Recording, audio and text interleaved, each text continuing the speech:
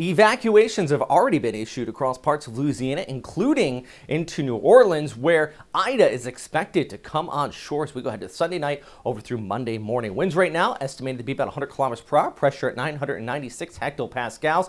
As it moves through the warm waters of the Gulf of Mexico, there is plenty of fuel here for this to intensify, and it could be getting up to about a Category 2 to a Category 3 storm that would be considered a major hurricane prior to landfall, coming on shore Sunday night into Monday across Louisiana. So definitely for people out here, you really want to be watching this very closely. Take those evacuation warnings seriously as this is expected to come on shore. Here's the key thing though, it's moving over very warm sea surface temperatures, and not only that, but there's high ocean content, meaning that the column of warm water under this is actually fairly deep. Thus, we're going to be seeing plenty of energy to feed into this storm system, allowing to intensify as it moves off here towards the north and west. Now, key thing as well, pretty good confidence of where it's going to be headed. This is looking at the isobars. High pressure ridge continue to dominate just off the east coast of Florida, and that's really going to just kind of buffer this and push it just towards the west. So,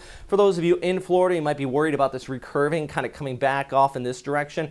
Very unlikely.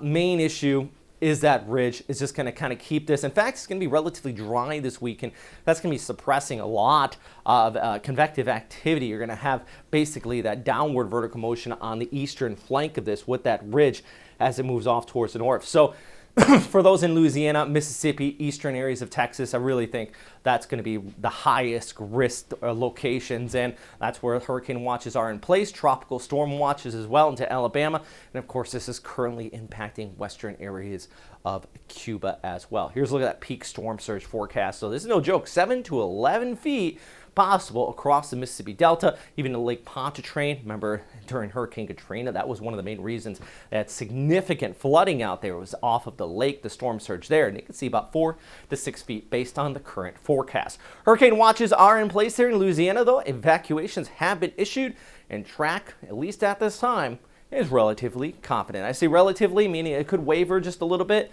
so you want to keep an eye on the cone of air with those official products from the National Hurricane Center.